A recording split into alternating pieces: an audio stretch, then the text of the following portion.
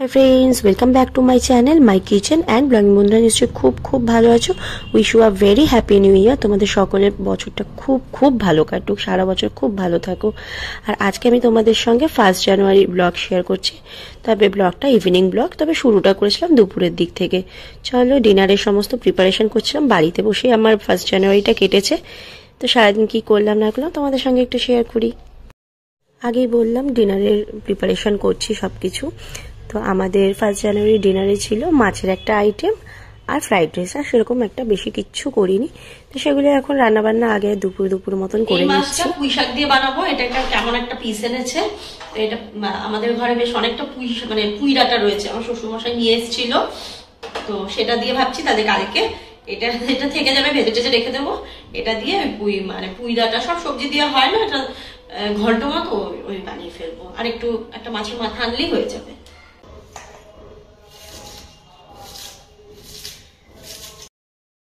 মাছের মশলার জন্য পেঁয়াজটা কেটে নিচ্ছি। ফ্রাইড রাইস বানাবো, ব্রকলি এগুলো আমার শ্বশুরমশাই দিয়ে গেছে। তো ভালো মতো এগুলো যখন দিয়েই গেছে তাহলে ফ্রাইড রাইস বানিয়ে দিই। আর কিছুটা রেখেও দেবো, আবার লেবু আছে, কিছুটা রেখে দেবো, কিছুটা বানাবো। তাহলে অন্য কিছুটা কালকে আবার ম্যাগি ট্যাগিতে দিতে হবে। ব্রকলিটা কেটে নিচ্ছি একটু ফ্রাইড রাইসে দেবো বলে। ব্রকলিগুলোকে আগে ছোট ছোট করে কেটে নিই, কেটে তারপরে ধোবো, তাতে সুবিধা হয়। মানে একটু ভাপাবই। সমস্ত সবজি মানে বেল পেপার, তারপরে গাজর, ক্যাপসিকাম সবকে একবার ভালো করে ধুয়ে নিচ্ছি। ব্রকলিটাও ধুয়ে নেব। তারপরে ব্রকলিটাকে আবার সেদ্ধ করতে বসাবো। সেদ্ধ বলতে হালকা একটু সামান্য ভাপিয়ে নেব, দিয়ে আবার ভেজে নেব। তবে ফ্রাইড রাইসে ব্রকলি দিয়ে দেখো খেতে বেশ ভালো লাগে কিন্তু। এবারে ব্রকলিটাকে ভাপাতে বসিয়ে দিলাম, সামান্য একটু নুন দিয়ে দেব, তাহলে খেতে ভালো লাগবে। এবারে বাকি সমস্ত সবজিগুলো কেটে নেব, মানে ফ্রাইড রাইসে যেগুলো দেবো, গাজর, বিনস, ক্যাপসিকাম সব কিছু এবার কেটে তারপরে ভাজতে বসাবো। বেল পেপার যে কোনো কিছুতে দিলেই দেখবে সেই রান্নাটা বেশ কালারফুল হয়ে যায়, দেখতে সুন্দর লাগে। যেমন ফ্রাইড রাইস, ম্যাগি, আমি তো ম্যাগিতেও দিই মাঝে মাঝে, দেখতে খুব সুন্দর লাগে। ব্যাস চলো, আমার সবজি টবজি কাটা হয়ে গেছে, কমপ্লিট। এবার যাই রান্না শুরু করি। এদিকে ব্রকলিটাও আমার ভাপানো হয়ে গেছে। এবার ব্রকলিটা নামিয়ে আরেকবার ঠান্ডা জল দিয়ে একটু ধুয়ে নেব। আর এবারে কড়াইয়ে সাদা তেল দিচ্ছি। সাদা তেল দিয়ে সমস্ত সবজিগুলোকে হালকা করে একটু ভেজে নেব, মানে ফ্রাইড রাইসের জন্য। গাজরটা যেহেতু একটু শক্ত থাকে, তাই গাজরটাকে প্রথমে হালকা করে একটু ভেজে নিলাম। তারপরে বাকি ক্যাপসিকামগুলো একসাথে দিয়ে দিলাম। আর বিনসটা লাস্টে ভেজে নেব, ব্যাস তাহলেই হয়ে যাবে। আমার এখানে মোটামুটি সবজিগুলো ভাজাও হয়ে এসছে। তবে ক্যাপসিকামগুলো খুব বেশি ভাজা তো করবো না, তাহলে একটা কেমন জল ছাড়িয়ে যাওয়ার মতন হয়ে যায়, তখন আর খেতে ভালো লাগে না। এবারে ব্রকলিটা ভাজতে বসিয়ে দিলাম। তবে ব্রকলিটা একটু বেশি সেদ্ধ হয়ে গেছে, বসিয়েছিলাম ভাপাতে, একটু বেশি সেদ্ধ হয়ে গেছে। যতই ভাজি সেই শক্ত ব্যাপারটা থাকে না, খেতে খুব একটা ভালো লাগে না। যাই হোক, এবার ভাতটাও বসিয়ে দিচ্ছি ফ্রাইড রাইসে। এবার ফ্রাইড রাইসে চালটা সেদ্ধ করতে দিয়ে দিয়েছি, তার মধ্যে এগুলো এবার দিয়ে দেবো, একটা ভালো ফ্লেভার উঠবে।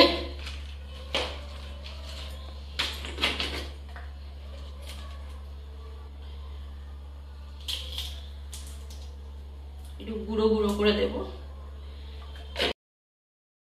চাল সেদ্ধ জলের মধ্যে সমস্ত শুকনো মশলাগুলোকে দিয়ে দিলাম, তাতে ফ্লেভারটা ভালো আসবে। যেমন একটু জয়িত্রী দিয়ে দিলাম, জায়ফলটা দিতে ভুলে গেছি, কারণ কি ঘরে অল্পই জায়ফল ছিল, জায়ফলটা লাস্টে দেবো বলে রেখে দিয়েছিলাম।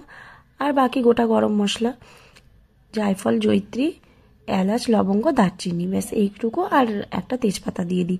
এতে করে কি হয়, ফ্লেভারটা খুব সুন্দর ওঠে ভাতটা হওয়ার সময়। আর ফ্রাইড রাইসটা খেতেও একটা আলাদা রকমই লাগে। এবারে মাছের গ্রেভির জন্য মশলাটা তৈরি করে নেব। মিক্সারে পেঁয়াজ দিয়ে দিলাম, একটু লঙ্কা, সব কিছু দিয়ে একটুখানি ঘুরিয়ে নেব। ব্যাস, আমাদের মাছের গ্রেভির জন্য মশলাও রেডি হয়ে গেছে। এবার রান্না করার পালা। কড়াইয়ে সর্ষের তেল দিয়ে দিচ্ছি, তেলটা গরম হয়ে মশলাটা ছাড়বে। এদিকে ভাতটাও হয়ে গেছে।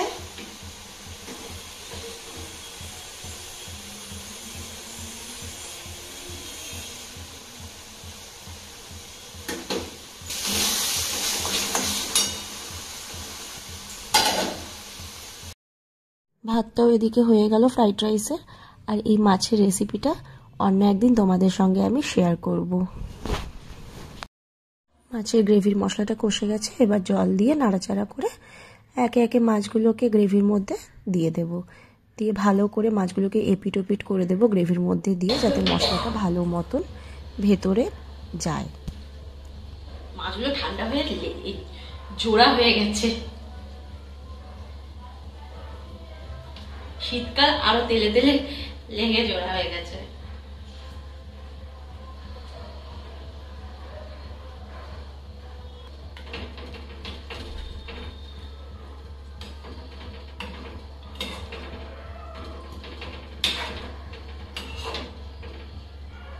ফ্রাইড রাইসের ভাতটাকে আমি দুভাগে রেখেছি যাতে ঝরঝরে হয়ে যায় ভাতটা।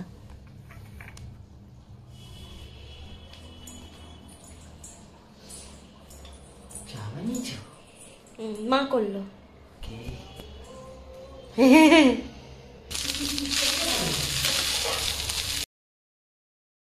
ফ্রাইড রাইসের ভাতটাকে বা সমস্ত সবজি দিয়ে আমি মিক্স করে নিচ্ছি।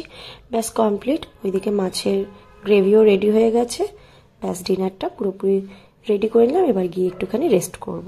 আর মা এদিকে সন্ধ্যা দিচ্ছে, কারণ কি এই করতে করতে সন্ধ্যাও হয়ে গেছে। আমি তো আগেই বললাম যে দুপুর থেকে শুরু করেছিলাম লাঞ্চ টাঞ্চ করে নিয়ে রাতের ডিনারের জন্য। যাই হোক, মা এখন সন্ধ্যা দিয়ে মা আবার একটুখানি বেরোবে আর আমি একটু রেস্ট করব।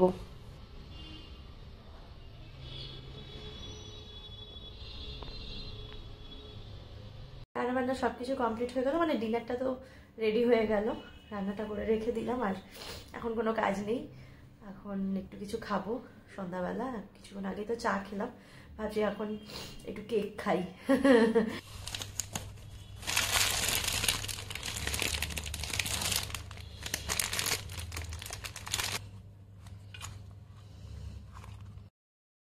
কেকটা অল্পই আছে তো তিনজনের জন্য 3টে পিস করে নিই, কারণ আগের দিন আমি একটু খেয়েছিলাম কেকটা থেকে।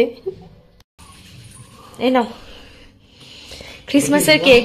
হ্যাঁ, এই যে ক্রিসমাসের কেকটা আমি একটুখানি খেয়েছিলাম সেদিন, আজকে হাফ কাটলাম। হ্যাঁ, না বাসুদত্ত তো খাওয়া হয়ে গেছিল ক্রিসমাসের দিন, আর এটা আমি একটু কেটে খেয়েছিলাম, একটু না অনেকটাই খেয়েছিলাম, আর বাকিটা ছিল তুই তো খাওয়াচ্ছিল না, আজকে এটা কাটলাম। হ্যাঁ, এই আনছি। এখন আমরা দুজনে মিলে কেকটা খাবো। আমার এত সর্দি হয়েছে না, কথা নাক পুরো বন্ধ হয়ে যাচ্ছে, এরকম অবস্থা। আমরা দুজনে মিলে টিফিন করব। টিফিন বলতে সন্ধ্যাবেলা কি টিফিন করব, কেকটা খাবো আর কি। তারপরে তো আর কোনো কাজ নেই, আজকে কোথাও বেরিয়ে নেই। এইভাবে আমাদের আজকে 31 কেন, 1 জানুয়ারি কাটলো।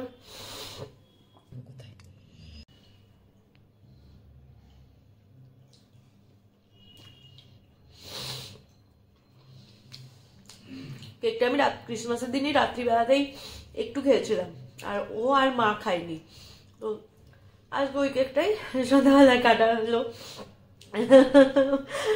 আমি সেদিনই একটুখানি খেয়ে রেখেছিলাম। মা রেডি হচ্ছে, যাবে একটু পাড়ার একটা শীতলা মন্দির আছে সেখানে। যাও।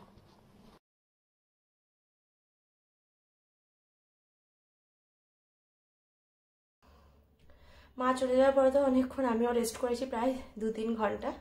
এখন 11টা বাজে, আমরা এখন ডিনার করতে বসেছি আর কি। ডিনার করে তো শুয়ে পড়বো। খাওয়া দাওয়া নিয়ে তো বসে পড়েছি। আর তোমাদের আমার আজকের ব্লগটা কেমন লাগলো, যদি ভালো লাগে তাহলে কিন্তু একটা লাইক করে দেবে। আর আমার channel my kitchen and blogging চ্যানেলটাকে কিন্তু সাবস্ক্রাইব করতে ভুলবে না। তোমাদের সঙ্গে আবার দেখা হচ্ছে নেক্সট ব্লগে। তোমরা সকলে খুব ভালো থেকো, সুস্থ থেকো আর সাবধানে থেকো, আর পুরো বছরটা খুব আনন্দে কাটিও। চলো, বাই। খেয়ে দেখি কেমন হয়েছে।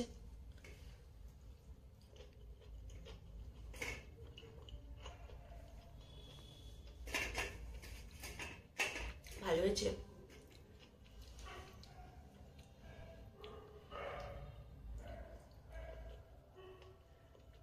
না, সব ভালো হয়েছে।